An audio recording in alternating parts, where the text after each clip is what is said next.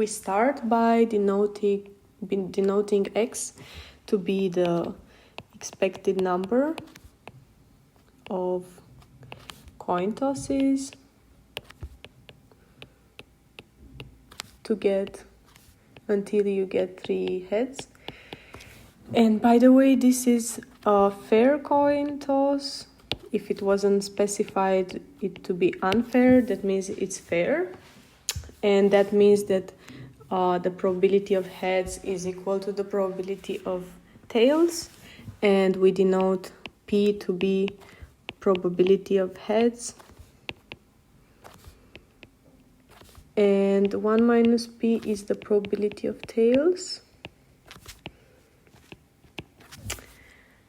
And they will be 1 divided by 2, both. So we start creating the probability tree with x, the initial state, and from this state, so the expected number of coin tosses is equal to 1 minus p probability to get back to the initial state, which is x. I can write it like that, but I think it's better to write it as a loop.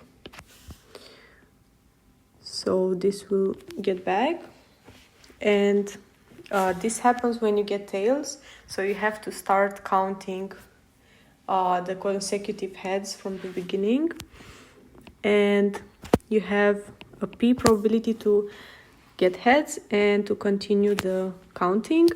So again, you have 1 minus p probability to get back to the initial state, and p probability to continue when you get heads, and the last time will be the same. So 1 minus p probability to get heads and to go to the beginning, and p probability to get so 1 minus p probability to get tails and p probability to get heads, and then you finish and you will get 0. But we have to keep in mind that at each coin toss we will have to add 1 because we made a coin toss. Another way to write this probability tree is the following. I will just write it quickly. So with 1 minus p probability you get x plus 1. So the expected number of coin toss is plus 1 because you made the toss. And here you go further. Here you have x plus 2. And then x plus 3. And here you have 3. But these two trees are symmetrical.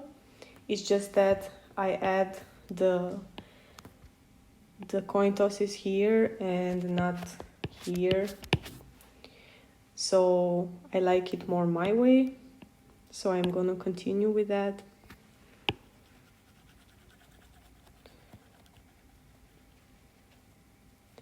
So now let's write this down as an equation.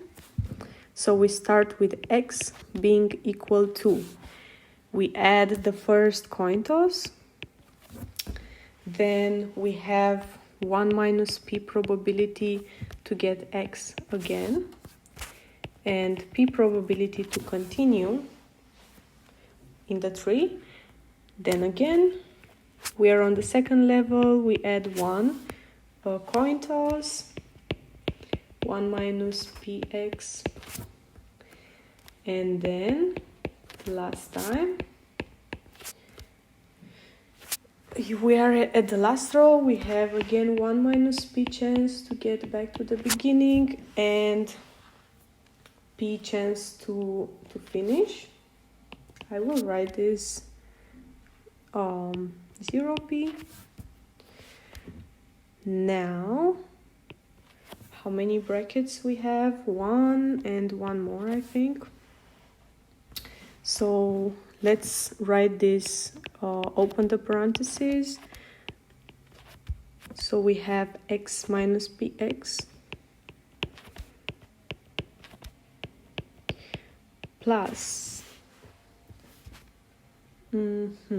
let's keep this for now, maybe p1 plus, again, x minus px plus p1 plus x minus px, and the 0p will disappear.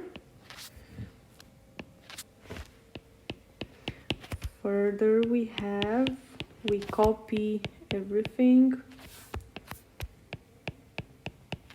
So we have here, we copy this for now, plus p plus px minus p squared x. And the last time we will have, copy all this stuff. Now we multiplied with px, we have minus p squared x plus p squared plus, oh, we could have just deleted this. Let's not write this, because we can see here we have plus px and minus px.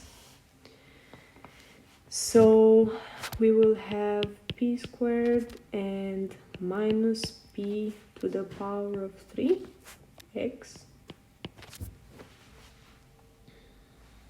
So here we have again minus px and plus px. And we have this x and this x that cancel out. So let's rewrite it. We put on the left side the terms with the x.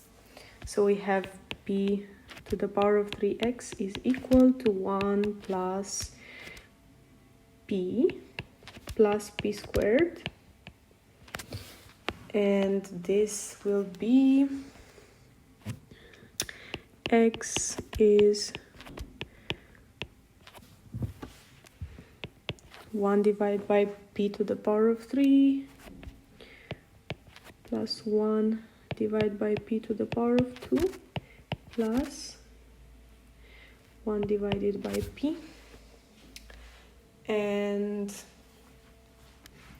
this should be equal to, first of all, we notice that this x is actually x3, because this is observing 3 heads in a row, and we notice that the power of p is until 3. So we will use this to create the general case later. But now we have to see what is the value of this. So let's denote this sum as S3, which is 1p plus 1p squared plus 1p to the power of 3. Now let's multiply this sum with 1 divided by p. This is a nice trick to find out the value of this geometric sum. So we will have 1p squared plus 1p to the power of 3 plus 1p to the power of 4. And now we subtract the second from the first one.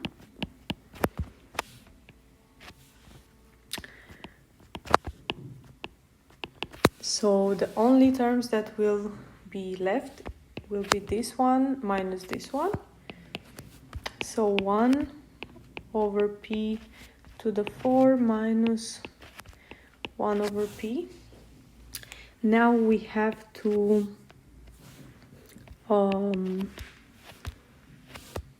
let's write it here. the common factor.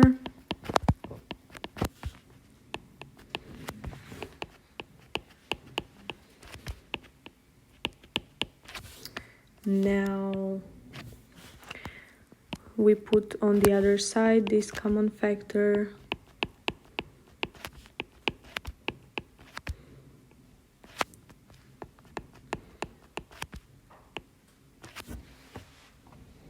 Like that. So this is our answer. We could actually just had denoted this S3 is actually our X. So let's just write it down as X. I didn't need a new variable for that. So this is our result. I'm not sure if this can be written in a nicer form, but we can just try it. So we can write this as the denominator. We can write it as 1 divided by p minus p divided by p. So then we will have 1 minus p over p. And this p we can write it on the upper side. So we will have p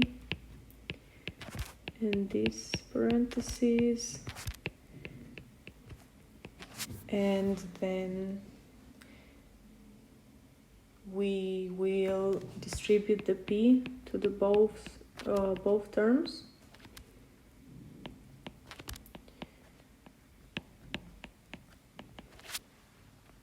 So finally we will have x equal to 1 divided by p to the power of 3 minus 1 and over 1 minus p.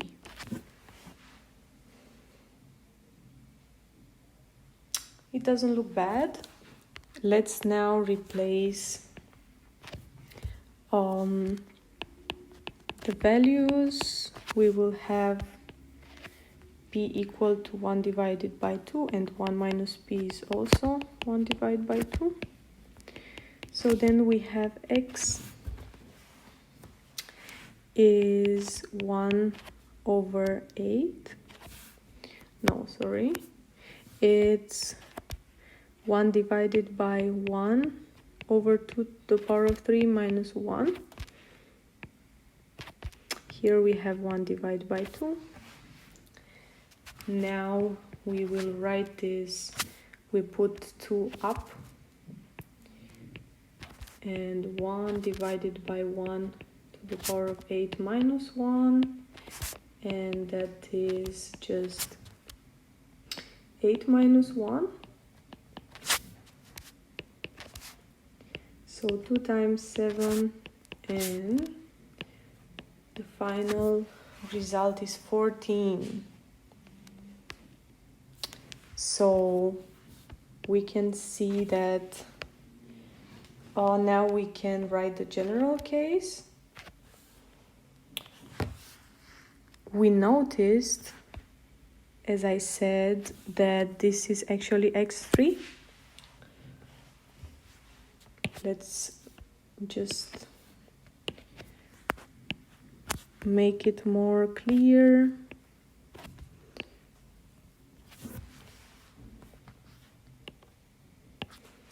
So we can write it that xn is equal to 1 over p to the power of n minus 1 divided by 1 minus p. Let's try to find the x5, for example. So we have 1 divided by 1 over 2 to the power of 5 minus 1, and this is again 1 over 2,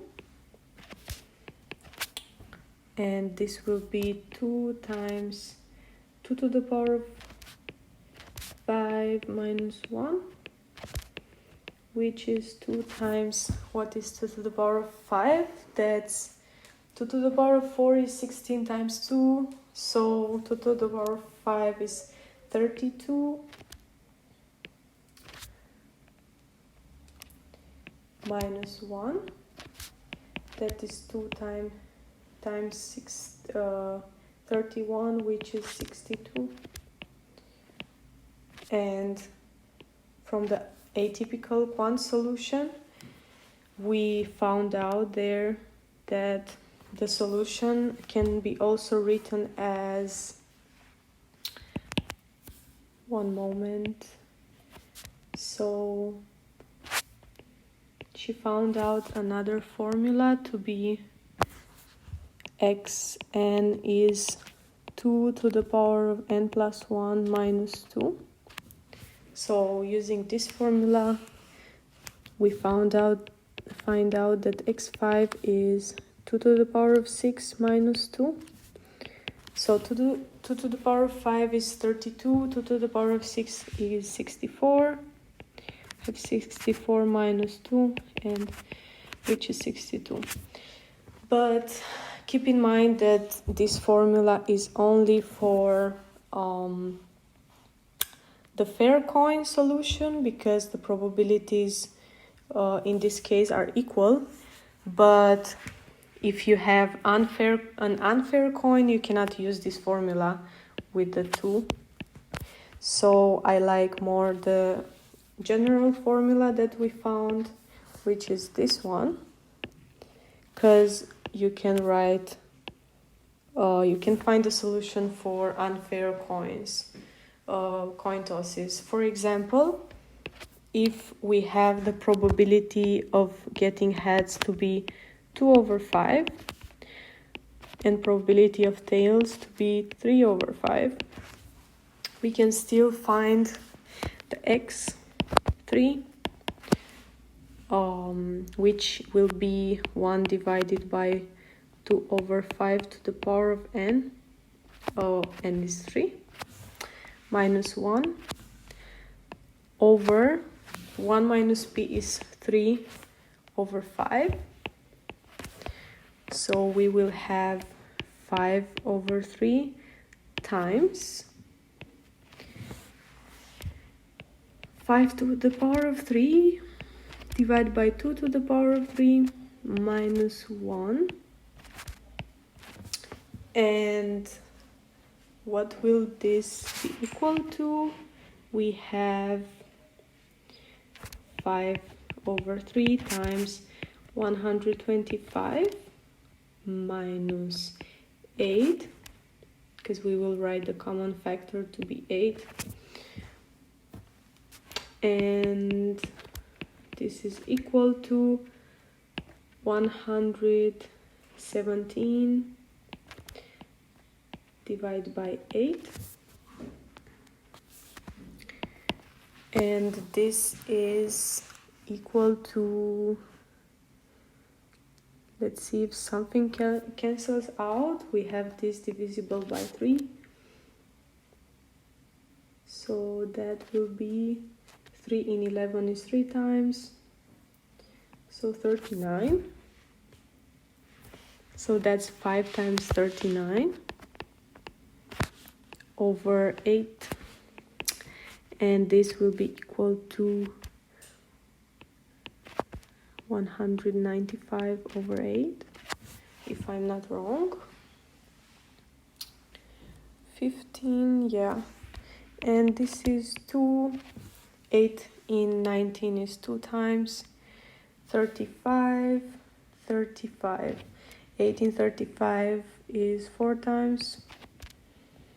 And then you have 30. 8 in 30, it's somewhere 0.3. so 24.3. This is a very nice formula where you can calculate any type of outcome result. And what is even more nice is that you can also use this type of solution to also solve another type of problem. So this problem is how many times on average, so the same thing as what is the expected number of die rolls until you get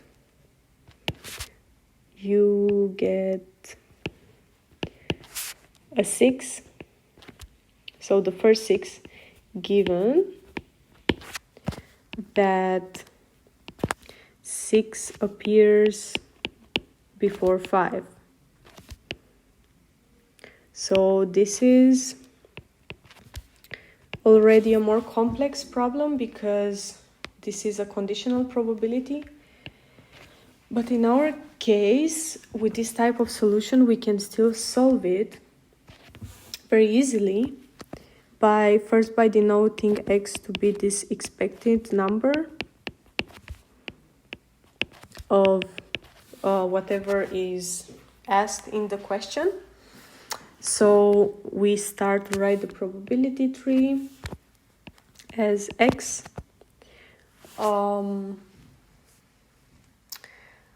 I think it's even better.